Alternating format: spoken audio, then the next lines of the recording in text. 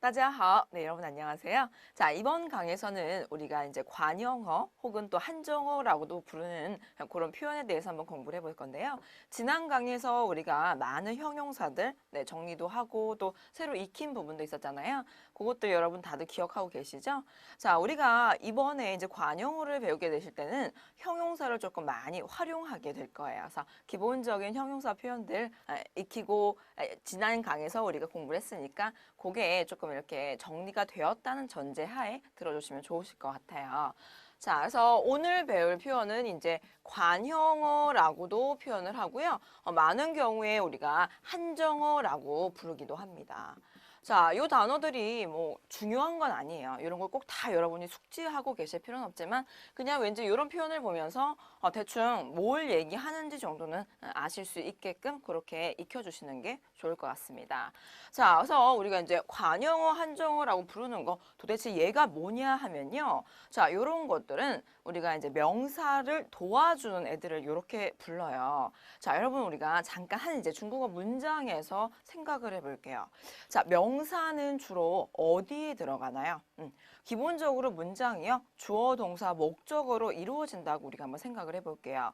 자, 그때 명사가 필요한 자리가 어디예요? 자, 당연히 동사 자리엔 들어갈 수 없을 거예요. 간단하게 한번 적어볼까요? 주어, 동사, 목적어가 있는 상황에서 당연히 명사가 동사 대신에 들어갈 수는 없어요. 그러면 여기는 안 된다라고 이제 생각을 해보면 되고요. 그 다음에 주어에 들어갈 수 있는 것들이 어떤 게 있을까 생각을 하다 보니까 주어에는 주로 사람, 그쵸? 나는 어쩌고 저쩌고 이렇게 해서 사람이 들어가잖아요. 우리가 사람을 인칭 대명사라고 부르죠. 그 다음에 또 어떤 장소가 많이 들어가요. 그쵸? 뭐 북경은 춥다, 한국은 어쩌고 저쩌고 이렇게 해서 어떤 장소가 주어가 될 수도 있습니다. 그런 것들도 결국엔 대명사에 해당이 되죠. 자, 그런 것들 말고도요. 뭐 한 권의 책이 어떻다든지 아니면 뭐 TV가 어떻다든지 핸드폰이 어떻다든지 이렇게 표현을 할 때 대부분 일반 사물이 주어로 들어가기도 합니다. 그런 것도 결국에 따지고 보면 하나의 명사가 되겠죠. 자, 그래서 생각을 해보니까 주어 자리에는요, 대부분 명사가 들어갈 수 있어요. 그쵸? 자, 그리고 나서 또 한번 생각을 해볼 거예요.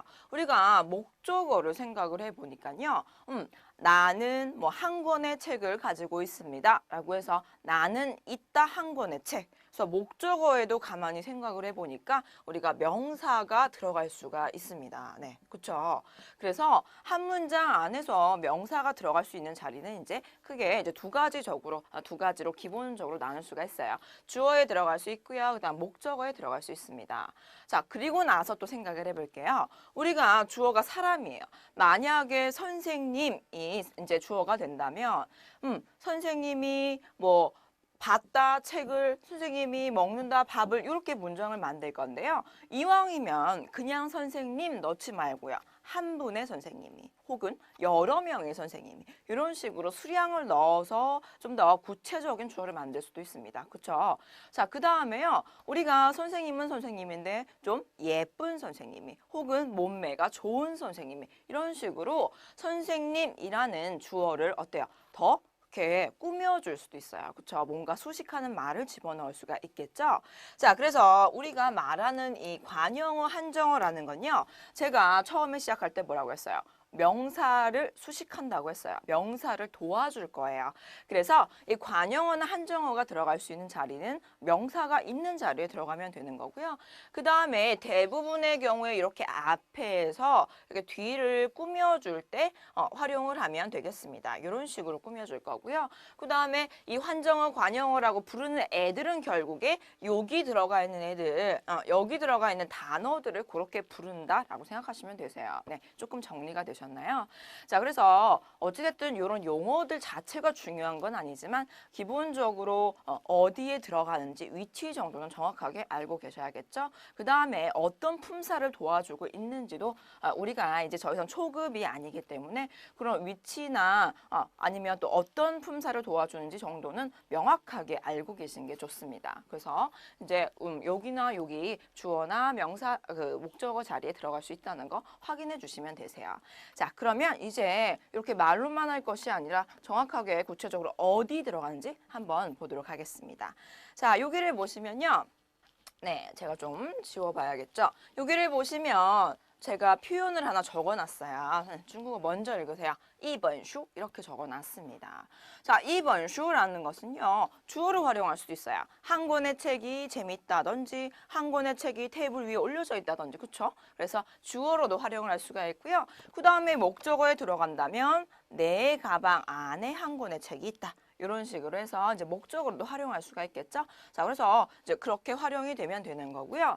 자, 우리가 얘를 조금 이제 나눠 보도록 할 건데요. 자, 이번 슈라는 것은 이라는 건 이제 우리가 숫자죠. 그렇죠? 하나, 둘, 셋 하는 숫자고요. 번이라는 건 이제 양사가 되겠습니다. 그리고 슈라고 해서 이제 드디어 명사가 나오는 거예요. 자, 요 명사를 꾸며주기 위해서 지금 2번 한 권이라는 수량사를 제가 넣어봤죠. 자, 그래서 이 명사를 수식하고 있는 것들 수사와 양사가 있습니다. 지금 얘가 뒤에 있는 명사를 이렇게 수식해주고 있는 거예요. 그래서 자, 결론적으로 관형어나 혹은 한정어라고 부르는 건 결국에 뭐예요?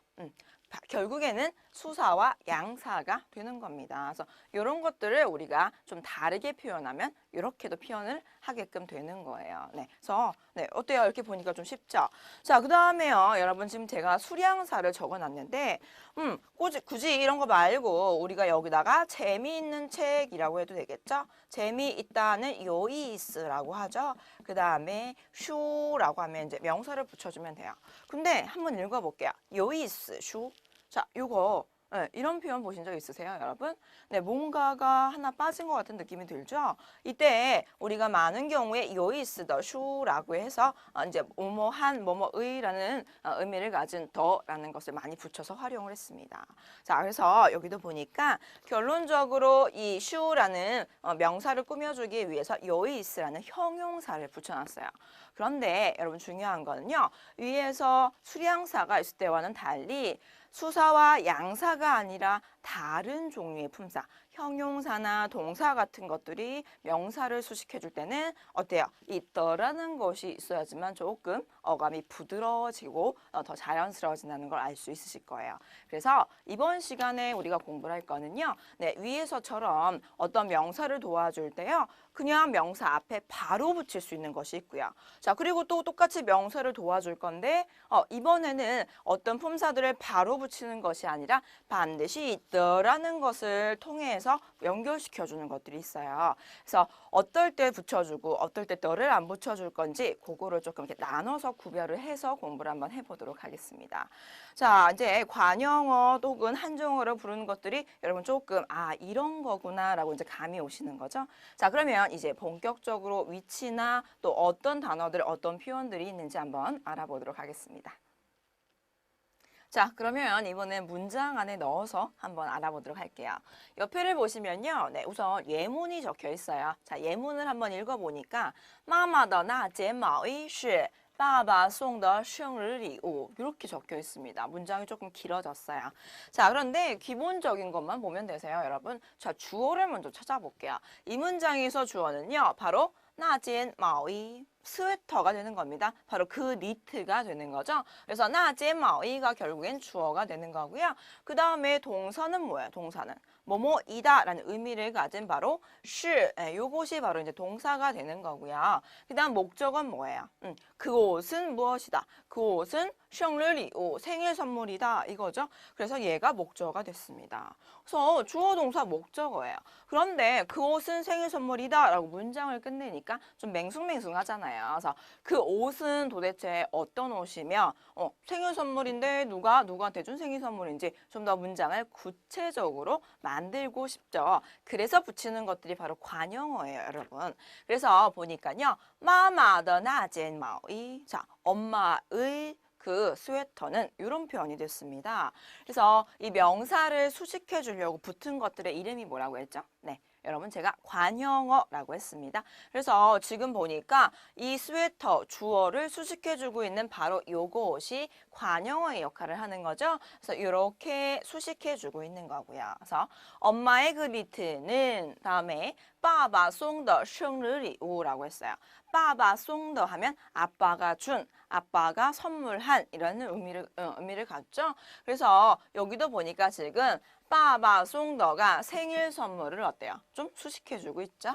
그래서 요것들이 바로 관용어가 되는 겁니다. 네, 확인하셨어요? 그래서 주어나 목적어를 지금 도와주고 있는 것들을 관용어라고 부르고요.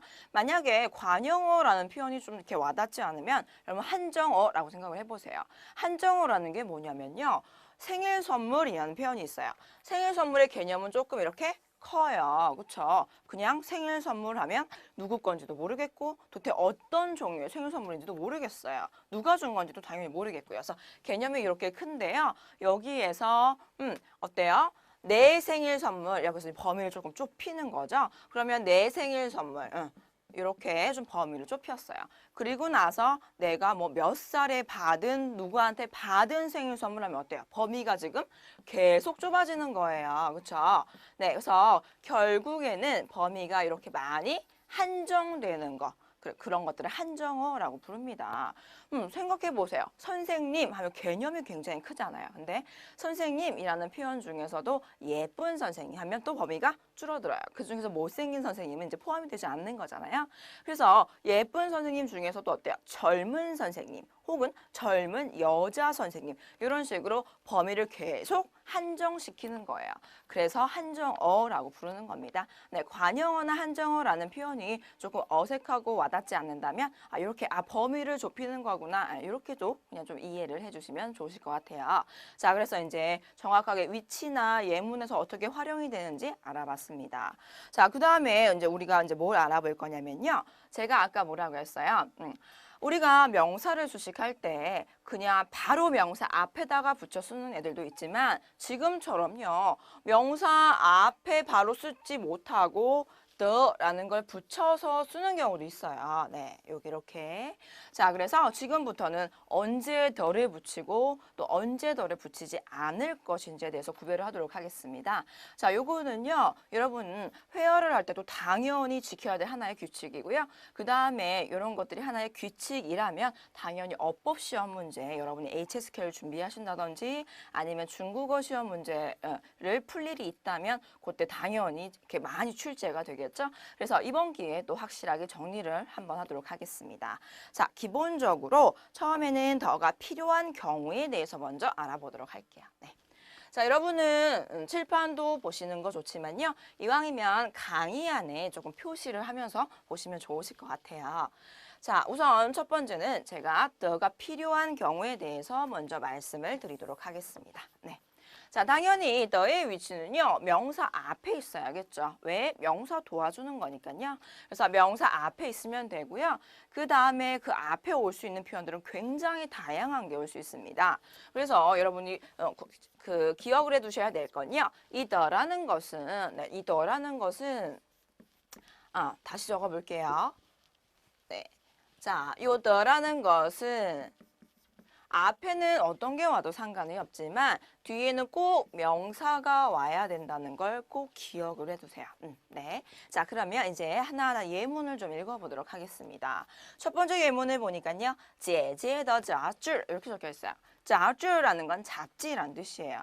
자, 잡지는 잡지인데 姐姐的杂志 하면 누나의 혹은 언니의 잡지가 되는 겁니다. 그래서 앞에 이 더의 앞에는 사람이 올 수 있어요. 사람은 인칭 대명사에 해당이 되겠죠. 그래서 제가 지금 여기다 대사 이렇게 적어놨는데 우리가 한국이나 영어는 대명사라는 표현을 이제 사용을 하잖아요. 근데 중국어에서는 대명사를 대사 이렇게만 부르기도 합니다. 그래서 대사라는 건 대명사라고 이구나라고 확인을 해주시면 되실 것 같고요.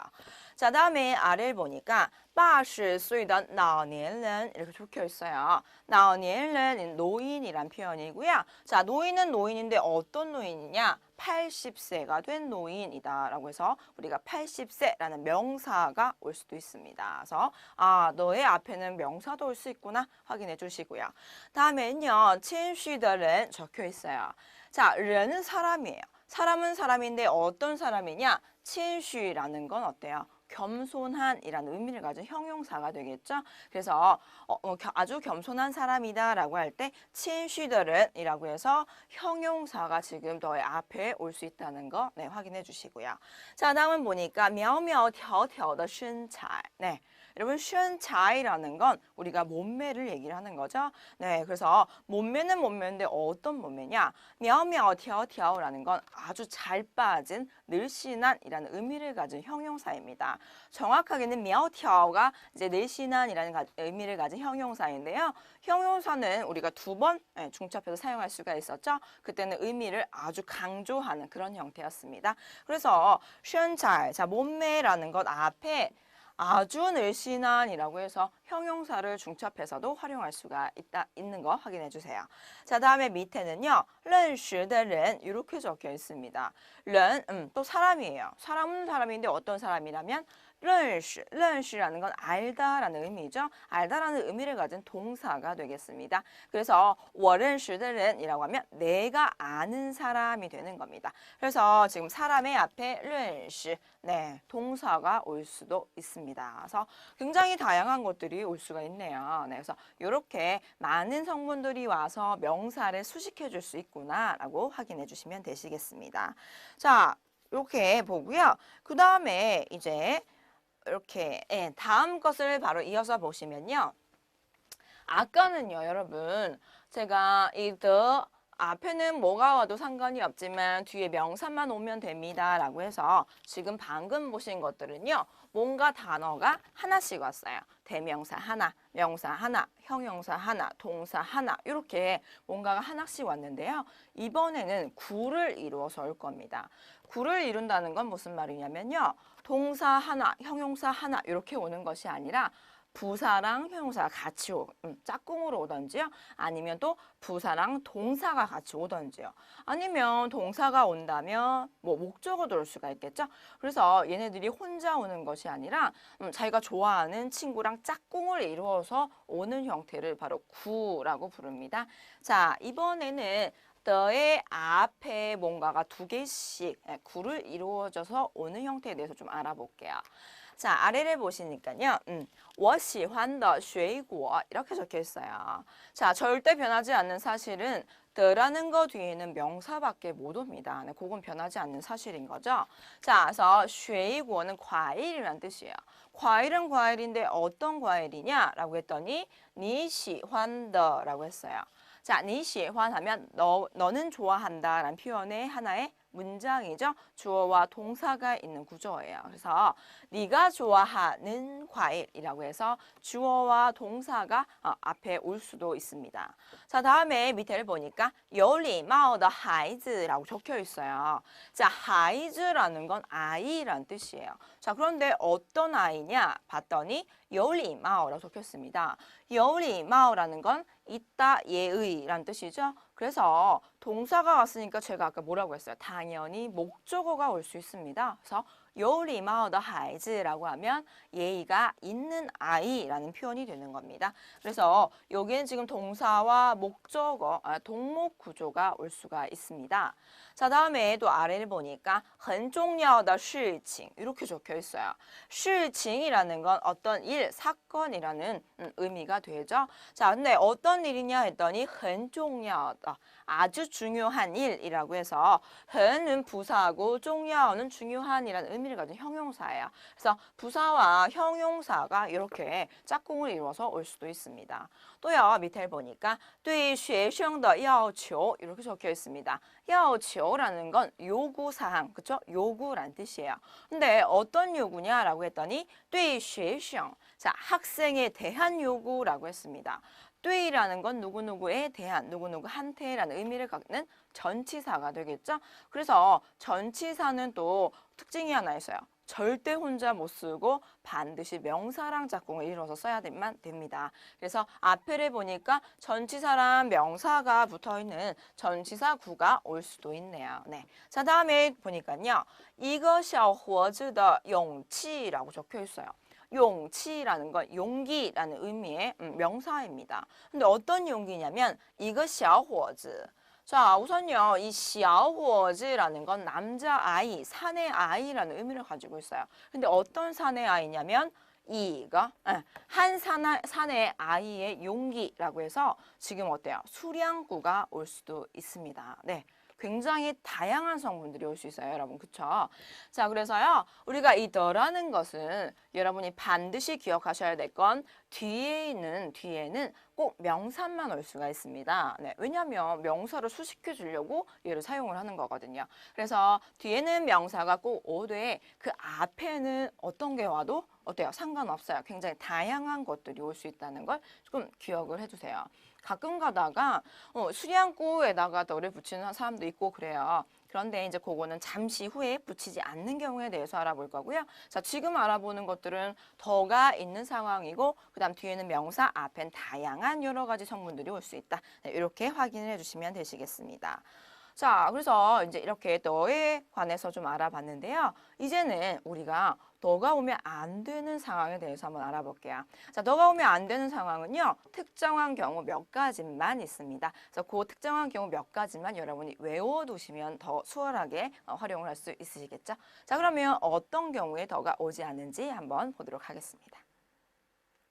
자, 이번엔 더를 생략하는 경우입니다. 자, 더를 생략하는 경우는 제가 좀 적어보면서 정리를 해보도록 할게요. 더를 사용하지 않는 경우. 제가 이번 강의에서 총 이제 5가지로 분류를 조금 해봤어요. 네.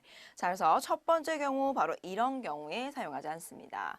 옆에를 보시면요. 우선 리지아 이렇게 적혀있어요. 워지아라고 적혀있죠. 워지아라는 건 우리 집 이런 뜻이에요. 그렇죠? 많은 분들이 이제 지금은 여러분이 이제 중급 정도 됐으니까 너를 붙이지 않는다는 걸 아셨겠지만 혹시라도 아직까지 붙이고 계신 분들 계신가요, 여러분? 우리 집이라고 할 때 워더지야? 네, 그렇게 활용하지 않습니다. 우리 집에 가자, 너네 집에 어쩌고 저쩌고 우리가 문장을 만들 때는요. 항상 워지야, 니지야 이런 식으로 표현을 해주시는 거예요. 그래서 너는 이제 집에 가정 붙이지 않고요. 그다음에 타마마 이렇게 적혀 있어요. 자, 타마마 하면 그의 어머니란 표현이 되는 겁니다. 근데 이제 한국어는 그의 어머니가 되기 때문에 자꾸 중국어도 타드마마라고 표현을 하시는 분들이 계신데요. 일반적으로 우리가 가족에는 덜을 붙이지 않아요. 그래서 뭐 어머니 말고도 아버지가 됐던 할머니, 할아버지, 뭐 아니면 남동생, 여동생, 언니, 오빠 다 마찬가지입니다. 굳이 가족에는 덜을 붙이지 않습니다. 확인해 주시고요. 그다음에 我朋友 이렇게 적혀 있어요. 내 친구란 뜻이죠. 물론 我的朋友 해도 틀린 건 아니에요. 하지만 정말 이제 친한 사이고 그다음에 이제 문장이 길어지면 더라는 것이 언급될 수 있는 확률이 굉장히 높아요. 예를 들어서 내 친구의 책이라고 하면 我朋友的 书라는 표현이 될 거예요. 그렇죠? 자, 그랬을 때 만약에 앞에도 더가 있고 뒤에도 더가 있어요. 그러면 我的朋友的书 더가 2번이나 들어갔습니다. 굳이 똑같은 말 계속 반복할 필요가 없어요. 그렇기 때문에 이런 경우에서는 그냥 일반적으로 이렇게 생략을 시켜주는 게 보통입니다. 그래서 우리가 꼭 붙이면 틀립니다는 아니지만 일반적으로 붙이지 않는다는 거 확인해 주세요. 다음에 아래는요. 他们学校,你们公司 이렇게 적혀 있어요. 자, 그래서 学校는 학교죠. 네, 그들의 학교. 어때요? 한국어는 그들의 학교라고 하는데 중국에서는 그냥 그들 학교 이렇게 표현을 합니다. 그래서 너는 붙이지 않고요. 또한 你们公司 너희 회사도 마찬가지예요. 너희의 회사가 아니라 그냥 너희 회사라고 해서 공스에도 너를 붙이지 않습니다. 그리고 또 이제 我后边이라고 적혀 있는데 后边이라는 뒤쪽이라는 의미를 가진 방위사 표현이죠. 방위사라는 건 이제 방향을 나타내 주는 그런 표현들인데 뒤뿐만이 아니라 당연히 앞에도 너는 붙이지 않겠죠. 그래서 굳이 나의 앞에, 너의 뭐 오른쪽에 이런 식으로 너를 붙이지 않으셔도 무관합니다. 그래서 그것들 확인해 주시면 되시겠고요. 그래서 제가 조금 정리를 해서 적어 볼 건데요. 반드시 붙이지 않아야 되는 건 아니에요. 자, 그러나 일반적으로 펜이 좀 안 나와요. 그래서 일반적으로 너를 사용해도 상관은 없지만 일반적으로 붙이지 않는 경우입니다. 일반적으로 X라고 하지 말고 제가 생략이라고 할게요. 그래서 일반적으로 생략하는 경우가 첫 번째 경우가 되겠고요. 그래서 우리가 집, 워지아라고 하셔야 되는 거 기억을 해주세요. 근데 굳이 내가 이 집, 그 건물이 내 거야 라고 얘기하고 싶을 때는요. 그때는 워더지아라고 하셔도 돼요. 왜냐하면 더라는 것은요. 약간 소유의 개념을 가지고 있습니다. 그래서 그 건물이 내 거야, 내 소유야 라고 할 때는 워더지아 라고 표현을 하셔도 그때는 또 상관이 없으세요. 자, 그래서 집에는 굳이 소유를 나타내는 게 아니라면 사용하지 않고요. 그 다음에 가족에는 또 사용을 하지 않아요. 가족은 내 소유가 아니죠. 그래서 가족에도 일반적으로 활용하지 않는다는 거 기억을 해두시고요. 또한 친구도 이제 마찬가지예요. 네, 이것도 활용을 해주세요. 그런데 여러분 제가 재밌는 얘기 하나 해드릴까요? 우리가 벙요라는 이제 친구라는 표현이 있죠. 그런데 우리가 늘 이렇게 친한 친구 말고도 이성 친구가 있을 수 있잖아요. 그래서 남자 친구라든지 여자 친구라든지 이제 그런 표현을 만들 수 있는데 잠깐 여기다 이제 적어보면 난 벙요라는 표현이 바로 남자친구예요. 그쵸? 그 다음에 니 벙요라고 하면 또 여자친구가 되는 겁니다. 네.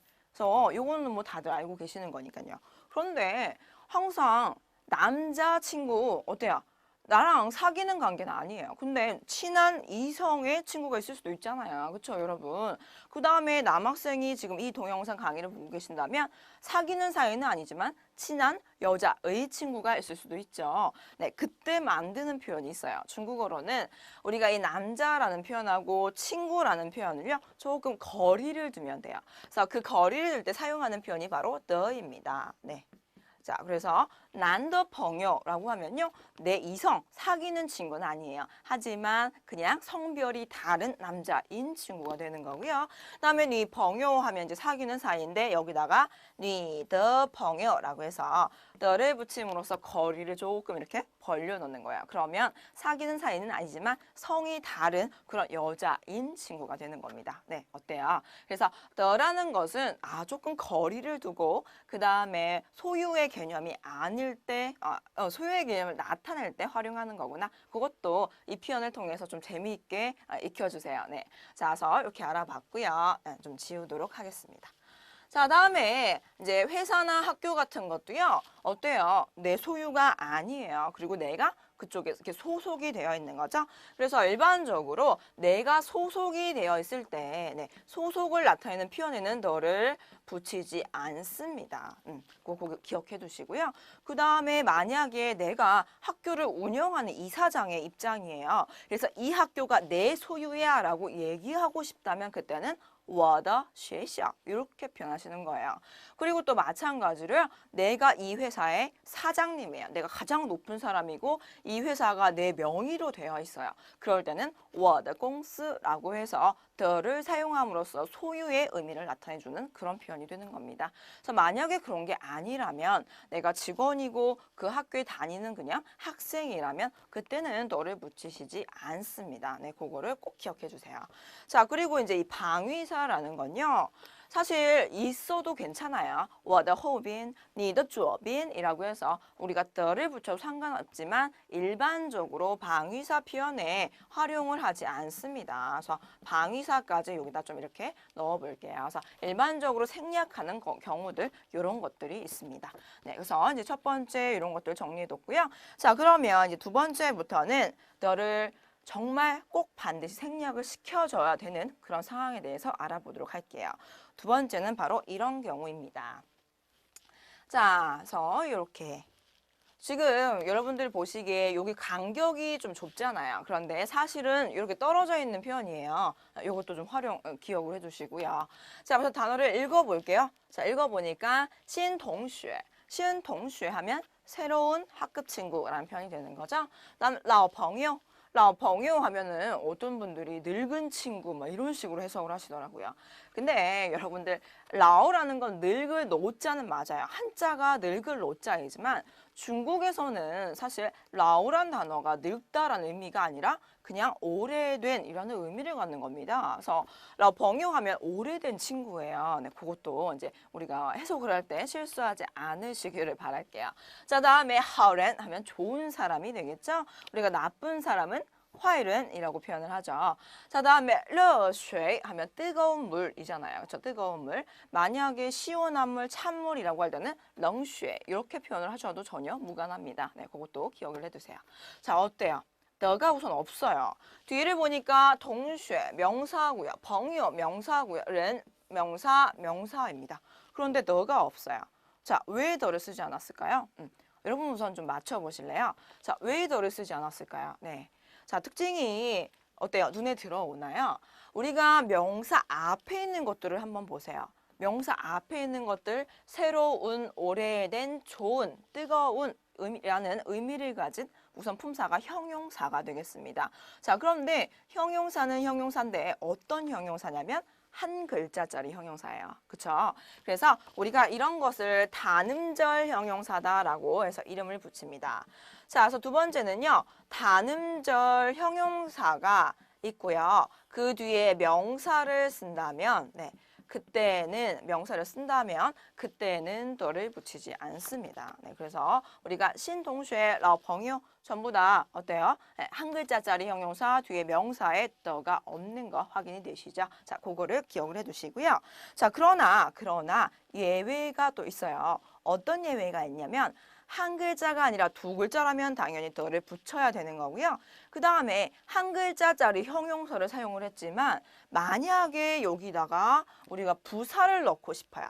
예를 들어서 하오른이라는 표현에 여기 앞에다가 흔을 붙여주면 很好人이라고 하면 매우 좋은 사람 이런 의미가 되고 좀 더 강조하는 의미를 갖죠. 자, 그런데 很好가 되면서 우선 글자가 두 글자로 늘어났고요. 그 다음에 품사를 따져보니까 형용사 혼자 있는 것이 아니라 부사와 형용사가 같이 있는 어때요? 짝꿍구예요. 구를 이루게 되었습니다. 이때는 또 반드시 더를 붙여야만 하는 그런 상황이 되는 겁니다. 그래서 바로 이런 것들이 있어요. 네, 여기를 보시면 제가 적어놨어요. 자, 첫 번째를 보니까 非常旧的衣服 이렇게 적혀 있습니다. 旧라는 건 낡은이라는 의미를 갖는 형용사예요. 그렇죠? 旧. 그래서 旧衣服라고 하면 낡은 옷이라는 표현이 되는 겁니다. 그런데 여기다가 좀 더 강조를 하기 위해서 매우 아주 낡은이라는 표현에 非常이라는 부사를 집어넣었습니다. 자, 부사를 넣음으로써 글자 수가 우선 늘어났어요. 그렇죠? 글자 수가 늘어났고 그 다음에 품사도 형용사 혼자 있는 것이 아니라 부사 플러스 형용사 구가 되었습니다. 그렇기 때문에 그때는 반드시 또 더를 붙여주셔야만 하는 거예요. 자, 다음에 아래도 보면 真好的朋友 이렇게 적혀 있어요. 원래 아까 제가 好朋友 하면 좋은 친구라고 해서 더를 붙이지 않는다고 했지만 真이라는 부사, 매우 아주 진짜로라는 의미를 가진 부사가 붙어있기 때문에 그때는 또 더를 반드시 적어주셔야만 하는 그런 경우가 되는 겁니다.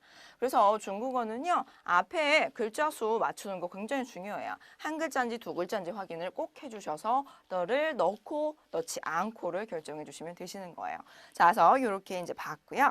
자, 다음에 이제 세 번째 경우에 대해서 볼 건데요. 세 번째 경우는 굉장히 쉬운 경우예요. 바로 한번 보실게요. 바로 이런 경우입니다. 네. 자, 여러분 세 번째 경우 눈치를 이제 확 채시게 되시죠. 네, 눈치가 빨리빨리 오죠. 자, 한번 쭉 읽어볼게요. 이팅 컬러. 네, 우선 컬러라는 건 콜라입니다. 사실 제가 이제 우리 이번 강의 중급 어법, 문법 강의를 준비할 때요. 양사 표현은 따로 여러분께 정리를 해드리지 않았는데 그 이유는 우리가 중국어 중급 정도 되면 기본적인 양사들 여러분 많이 이제 정리가 되셨을 거라고 생각을 해서 양사표는 따로 정리를 하지 않았어요. 근데 만약에 이렇게 이제 보다가 저런 양사도 있었어 싶은 게 있다면 그때 좀 외워주세요. 네, 자, 팅이라는 건 우리가 동사로 듣다라는 의미도 있죠. 하지만 양사로서 캔을 세기도 합니다. 그래서 한 캔, 두 캔이라고 할 때 이팅, 량팅 이렇게 표현을 해요. 그래서 그것도 정리를 해두세요. 그러면 이팅 컬러라고 하면 콜라 한 캔이 되는 거죠. 자, 다음에 옆에 이바산.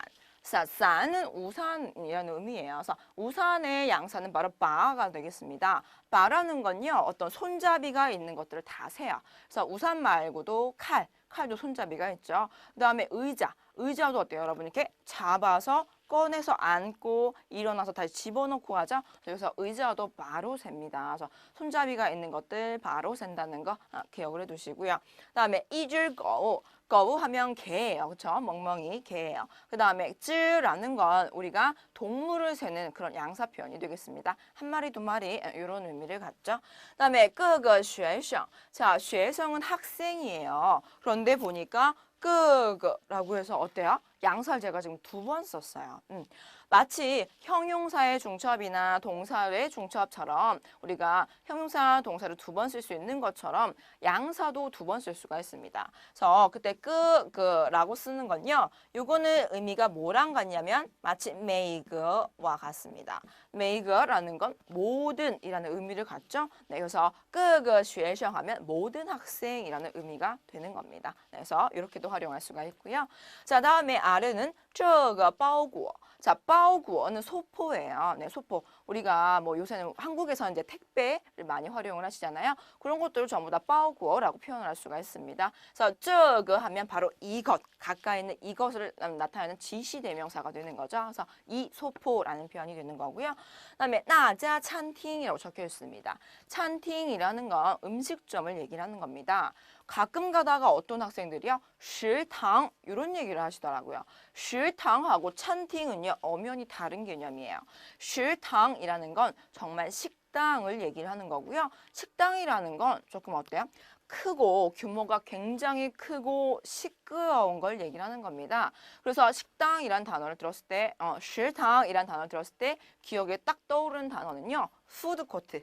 여러분, 우리 백화점이나 아니면 할인마트, 대형 할인마트에 가면 1층이나 아니면 좀 위층에 어때요? 푸드코트 있잖아요. 그쵸? 그런 것들을 食堂이라고 부르고요. 그 다음에 구내 식당이나 아니면 학생 식당 같은 것을 우리가 食堂이라고 부르는 겁니다. 자, 그렇지 않고 우리가 평소에 일반적으로 가는 일반 음식점이라면 餐厅 이라는 단어를 활용을 해주셔야 돼요. 그것도 좀 구별을 해주세요. 자, 다음에 음식점의 양사는 바로 家가 되겠습니다. 家는 집이라는 의미도 있지만 양사로 활용이 되기도 하고요. 일반적으로 영리단체, 돈 버는 것과 관련된 그런 단체들을 활용을 해요. 그래서 백화점, 상점, 아니면 지금처럼 음식점, 호텔 이런 것들이요. 돈 버는 그런 단체, 기관 같은 것들 셀 때 바로 지하라는 양사를 활용을 합니다. 자, 그래서 이렇게 이제 활용하는 것들에 덜을 붙이지 않는 거 우리 지금 보는 거죠. 네. 자, 그래서 여러분 이거는 뭐 다 눈치를 채셨으니까 여기다 좀 적어 볼게요. 자, 3번 덜을 붙이지 않는 경우는요. 우리가 수사와 양사와 그 다음에 명사를 쓸 때요. 그때는 덜을 붙이지 않죠. 네. 자, 그리고 나서 두 번째 경우는 바로 이런 것들인데요. 이런 것들은 뭐예요? 지시대사죠. 자, 이것 저것이라고 이렇게 의미를 나타내는 것들 지시대사라고 부릅니다. 지시대사를 쓰고 그 뒤에 양사를 쓰고요. 그리고 나서 명사를 쓸 때 요때는 바로 덜을 우리가 굳이 붙이지 않아도 되는 경우가 되겠죠. 네, 그래서 이렇게 이제 세 번째 경우까지 정리를 해봤습니다. 자, 그 다음에 이제 네 번째 경우를 볼 건데요. 자, 지금은 네 번째 경우는 어떤 거냐면 묘사성 의미를 가진 것들에는 또 덜을 붙이지 않습니다. 자, 묘사라는 건 어떤 거예요? 네, 일반적으로 색깔을 나타내서 어떤 명사를 묘사하기도 하고요. 그 다음에 뭐 재료 같은 것들을 나타내서 묘사를 하기도 하겠죠. 자, 그래서 네 번째 경우는 바로 이런 것들이 되겠습니다. 네. 자, 조금 여기 글씨를 넘어오긴 하는데 네, 여기도 한번 적어볼까요? 그러면 네 번째, 자, 묘사성 표현들에는 덜을 붙이지 않습니다. 그래서 어떤 것들이 있는지 이렇게 정리를 해서 보니까요. 우선 직업, 색깔, 재료 이렇게 좀 나눠볼 수가 있네요. 그래서 직업, 어떤 직업인지, 그다음에 색깔, 무슨 색깔을 가지고 있는 명사인지, 그리고 재료, 어떤 재료를 사용한 명사인지 이런 것들을 나타낼 때는 덜을 붙이지 않습니다. 자, 읽어보니까요. 우선 한유 라오시 이렇게 적혀 있어요. 자, 라오시라는 건 분명히 직업이에요. 그렇죠? 선생님이라는 표현입니다. 그런데 어떤 선생님이니? 라고 해서 어떤 과목이냐? 한유 라오시. 그렇죠? 중국어라는 분명히 과목을 나타내주고 있습니다. 자, 그런데 이렇게 직업을 나타낼 때는요. 한유 더 라오시라고 표현하진 않아요. 그냥 중국어 선생님 이렇게 한유 라오시라고만 표현을 하죠. 그래서 직업에 더를 붙이지 않는다 확인해 주시고요. 다음에 옆에 보니까 띠닝 예뉴엔 이렇게 적혀 있어요. 예뉴엔이라는 건 배우라는 의미를 가지고 있습니다. 그렇죠? 분명히 직업이에요.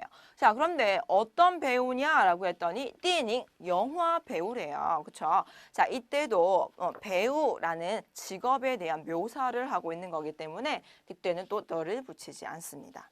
다음에 이제 색깔을 볼 건데요. 색깔에서 홍덩이라고 적혀 있네요. 홍덩이라는 건 뭘까요? 홍은 빨간, 붉은이라는 의미를 가지고 있는 그렇죠? 색깔 표현이에요. 형용사죠. 덩은요, 우리의 이 불 있죠. 여러분도 지금 다 형광등이나 아니면 스탠드 같은 거 켜놓고 계실 텐데요. 그런 걸 전부 다 덩이라고 부릅니다. 그래서 홍덩이라고 하면 이제 붉은 등이 되는 거고요. 일반적으로 홍덩 어디서 많이 볼 수 있을까요?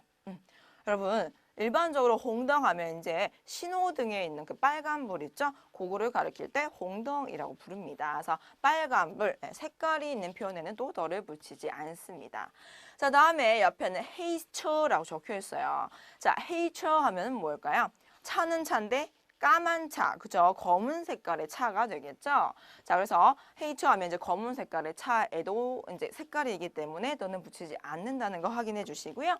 또한 이 헤이처는요, 우리가 단순히 생각하는 검은 색깔의 차라는 의미 말고 다른 의미도 있어요.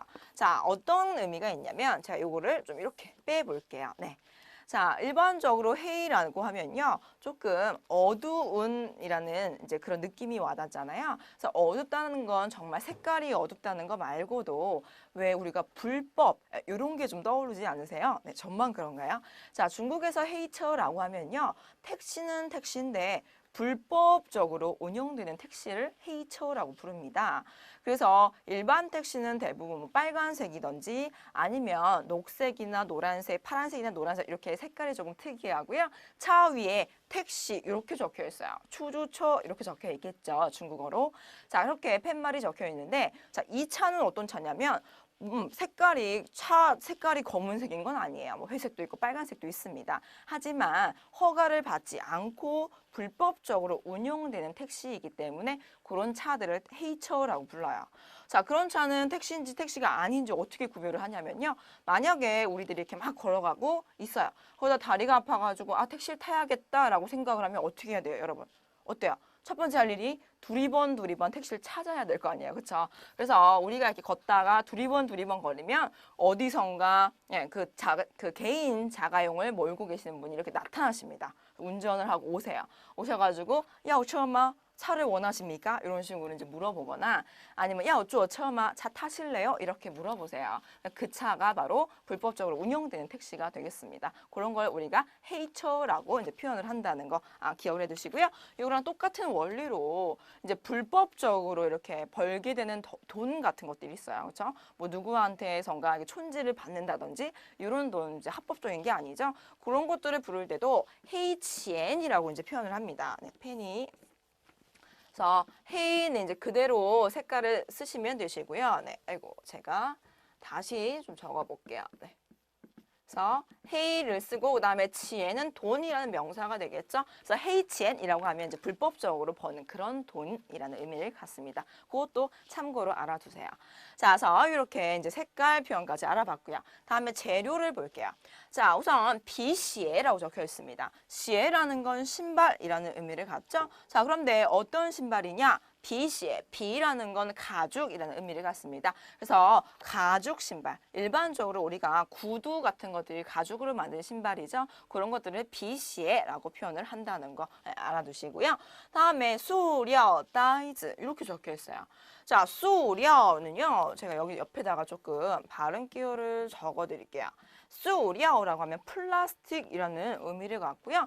다이즈라고 하면 일반적으로 이제 봉지 있죠. 봉투 같은 거 그런 것들을 다이즈라고 부릅니다.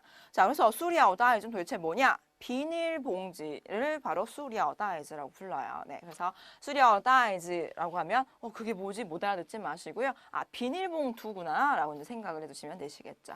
자, 그래서 이렇게 직업, 색깔, 재료 전부 다 어딜 봐도 명사 앞에 더가 없는 건 확인이 되시죠? 그래서 이런 것들은 그냥 고정 구문으로 좀 외워주시는 게 더 나으실 것 같아요.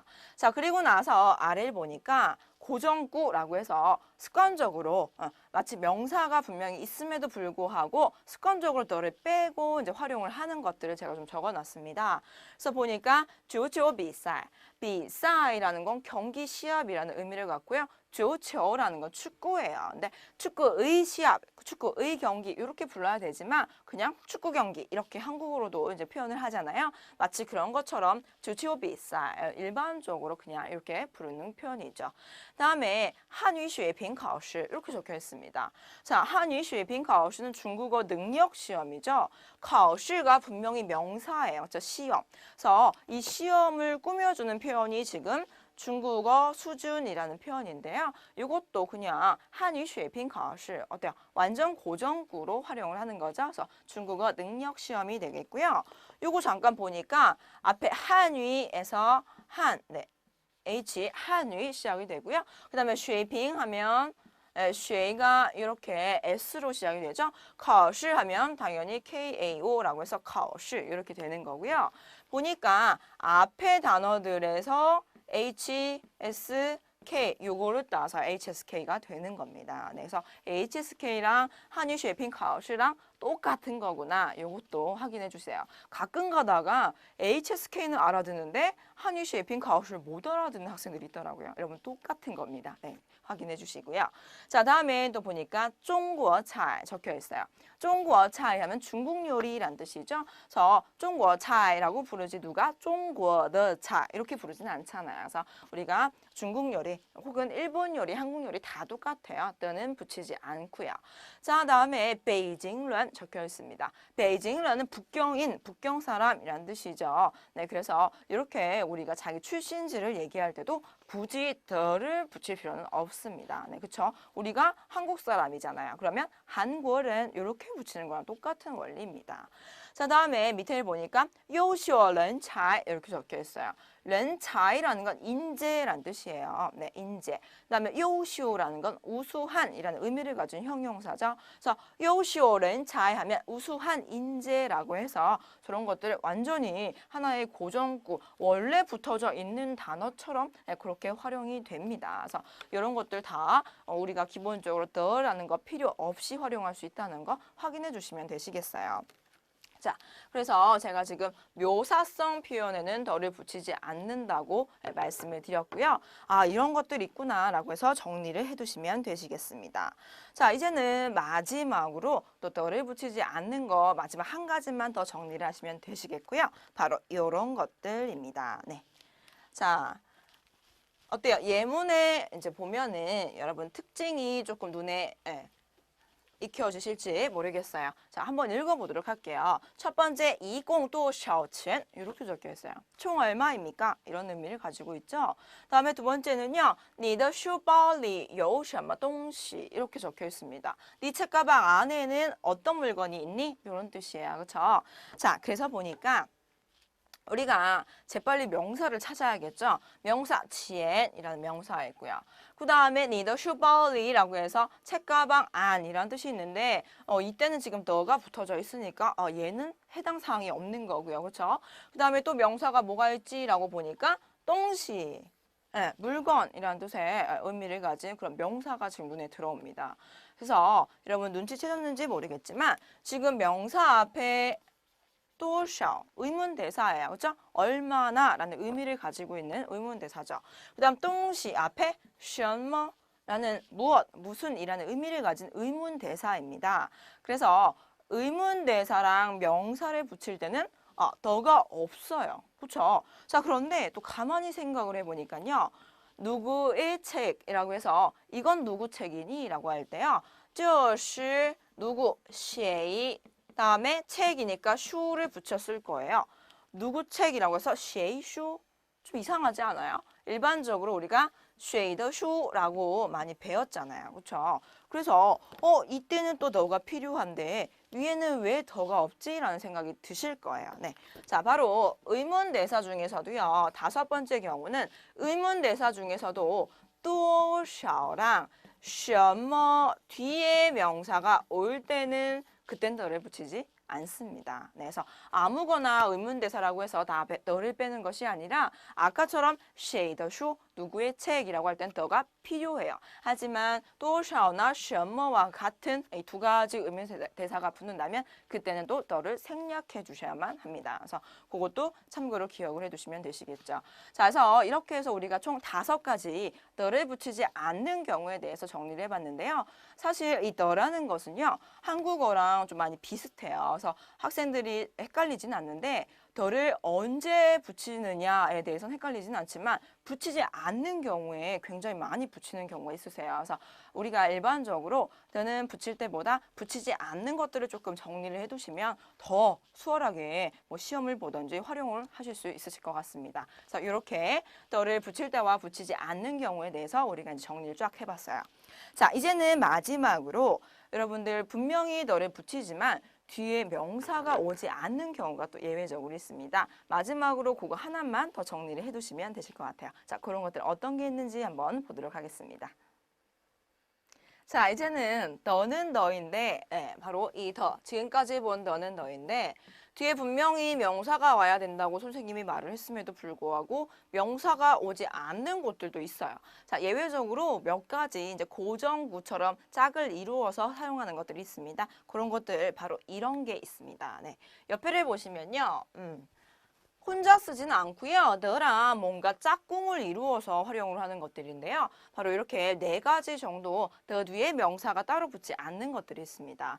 첫 번째는요. 후이 뭐뭐더라고 해가지고 우리가 미래에 대한 어떤 추측을 할 때 활용을 하는 건데요. 예를 들어서 오늘 내가 팔다리 어깨 허리가 쑤셔요. 왠지 내일이면 비가 분명히 올 것 같습니다. 라고 할 때요. 明天会下雨的 이렇게 표현을 해서 후이 뭐뭐더라고 해서요. 굉장히 강한 자기 자신의 어떤 추측을 나타낼 때 활용하는 표현이 있습니다. 그래서 여기 예문을 보니까요. 明天会更好的 이렇게 적혀 있어요. 우선 후이랑 더가 짝꿍이고요. 明天会更好的라고 하면 내일은 분명히 더 좋아질 것이다. 이런 표현의 이런 의미를 갖는 표현이 되겠죠. 여러분 우리 요거 하나 외워둘까요? 네, 明天会更好的 내일은 분명히 더 좋아질 거야, 더 나아질 거야 라는 의미고요. 굳이 시간이 오늘, 내일의 내일이 아니더라도 가까운 미래나 우리가 어떤 미래에 표현할 수 있는 표현이 되겠죠. 그래서 여러분 뭐 친구가 좌절하고 있거나 이렇게 하면 그때 가서 明天会更好的 한마디 좀 하면서 응원해 줄 수도 있겠죠. 그래서 이런 표현 좀 좋은 표현이니까 외워두세요. 네. 자, 다음에 아래를 보니까 挺么么的 이렇게 적혀 있습니다. 挺이라는 건 아주 매우라는 의미를 갖는 부사예요. 그렇죠? 그런데 이 부사는 또 특이하게 더랑 짝꿍을 이루어서 활용을 합니다. 挺么么的 하면 아주 매우 뭐뭐하다라는 의미를 갖죠. 자, 그래서 예문을 보니까 今天天气挺暖和的 이렇게 적혀 있습니다. 그래서 挺么么的 아주 오늘의 날씨가 아주 따뜻하다라는 의미로 활용이 되었습니다. 자, 다음에 밑에는요. 是么么的 라고 해서 우리가 강조 구문에 是么么的 활용을 하죠. 자, 그래서 예문을 보니까 我是坐飞机来的 네, 이렇게 강조를 할 때 활용을 했어요. 그래서 친구가요. 야, 너 중국에 어떻게 왔어? 이렇게 물어봐요. 그래서 나 비행기 타고 왔지. 이랬더니 친구가 못 알아들었어요. 뭐? 배 타고 왔다고? 이래요. 그때 강조 한번 해줘야겠죠. 我是坐飞机来的 비행기 타고 왔다니까 무슨 소리야? 이렇게 활용할 때 쉴머머더 활용할 수 있으시겠죠.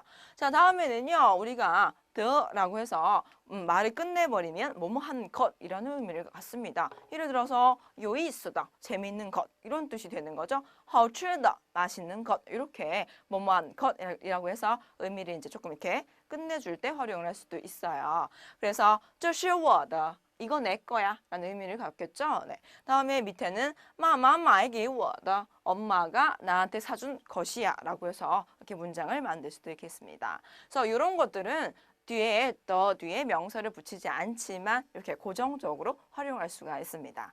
자, 이렇게 해서 우리가 조금 이번 강의가 길었어요. 네, 그래서 the에 대해서 한번 총 정리를 해보는 그런 시간을 가졌는데요.